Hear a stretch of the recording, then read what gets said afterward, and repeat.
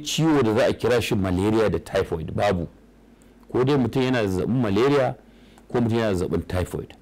Na muku bayani cewa zazzabin malaria daga cizon sauro ake samunsa, wanda kuma aka sha masa magani aka dace ba zai wuce kwana 3 kwana 5 zai warke. To shi kuma typhoid fa, shi malaria a ɗauki jini a gwada blood films wanda suke gwaji sun sani, sai a ce an ga malaria watakila. To kuma wani hanzari ba gudu ba, don an ɗauki jinin mutum an duba an ga babu ƙwayoyin cutar malaria ba wai yana nufin cewa ba zai iya zazzabin malaria ba, saboda akwai ƙwayoyin cutar da suke sa malaria wanda za su iya shiga jikin mutum sai su shekara ma, sukan shiga wani phase ana ce mishi dormant phase. To idan ya shiga wani yanayi na takura, misali zan bada wanda kowa zai fahimta, shine mutum yana zaman sa lafiya lau bai da matsala, sai aka zo aka ce a zo a tafi maka. Kowa ya san yadda yanayin tafiya maka yake, watakila za a zo ana ta saurari rediyo ana jira a ji an kira yan unguwa kaza, wani sai kwana 3 rediyo ba ta mutuwa ana tana kunna kar a kirawo yan garin su shi bai tafi ba. Wannan takura ne, shiga matsatsi ne. Sannan idan aka zo misali aka je camp, a ce za a gwada jini, za a gwada wannan, za a auna kaya, za a yi immigration, za a yi wane ne, bincike ne, saboda haka bacci ba zai samu ba. A zo a ƙarshe a zo a shiga jirgi, wadda in ma ya zo da wuri ko a ta jiran jirgi a airport, jirgi dai ya samu ya zo daga baya a shiga duk an galabaita. Ana shiga jirgi a tafi. To wannan tsananin da mutum ya shiga yana iya sa garkuwar jikinsa ta ɗan yi sako-sako. To in yana da wani ƙwayoyin cutar malaria a jininsa wanda bai kawo mishi ciwo ba, wato jiki ya control ɗinsa, to wannan tsananin da ya shiga sai zazzabi kuma ya fito. Sau da yawa za a ga mutum ya yi tafiya daga nan ya je wani gari ko Saudiya ko Jidda, ana soka sai zazzabi ya rufe shi, wanda kuma ya bar gida nan lafiya lau ba zazzabi, to can kuma babu sauro, ta ina zazzabi ya zo? To wannan shine bayanin da nake cewa zai iya yiwuwa mutum yana dauke da kwayoyin cutar malaria din, amma bata kawo masa ciwo ba, sai da ya shiga wani tsanani ko shiga wani yanayi sai malaria ta fito.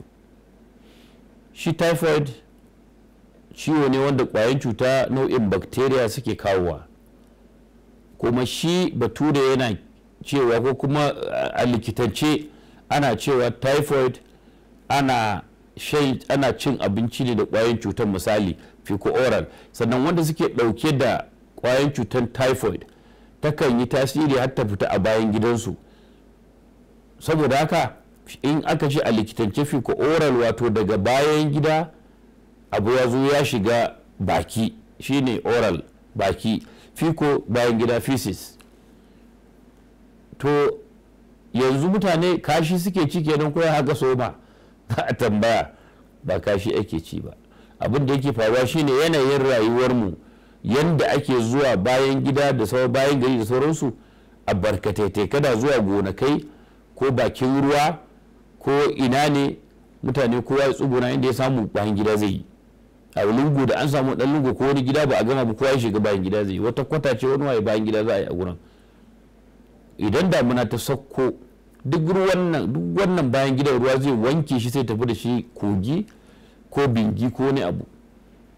Idan ya tafi can, wanda yake da dauke da kwayoyin cutar typhoid a jikinsa ya fitar da shi a bayan gidansa, wannan kwayoyin cutar su dama sukan iya shiga wani yanayi wanda za su daɗe ba su hayayyafa ba. Idan suka shiga tsanani ba sa jikin mutum sai su zauna a gurin, suna shiga ruwa. To dama duk wanda ya je yadda ake sarrafa ruwan sha a waterboard, kowane waterboard za a ga cewa ruwa ne daga kogi ko daga dam, za a shigar da shi waɗansu yanayi na tacewa, a sa ya shiga ta yashi a tace shi da sauransu, wanda ƙwayoyin cutar nan za su iya shiga cikin wannan yashin su wuce, su yashin bai tare su ba. A zo a ƙara wani chemical, a sa wani chlorine ya ɗan kakkashe duk waɗansu ƙwayoyin cuta da sauransu, to sai a turo shi cikin gari mutane su sha. To idan akwai ƙwayoyin cutan typhoid a jikin wani, to wannan zai iya sa wani ya sha ko wasu su sha, sai a samu zazzabi na typhoid.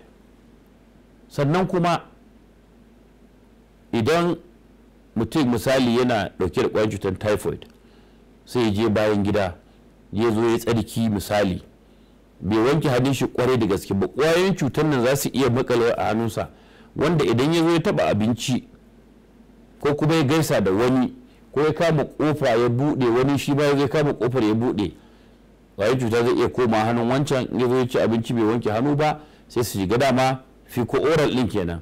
To in ya shiga ciki daga tumbi zai ta hayayyafa, ƙwayoyin cuta su hayayyafa sai su yi sanadiyar zazzabi wanda ake kiransa typhoid.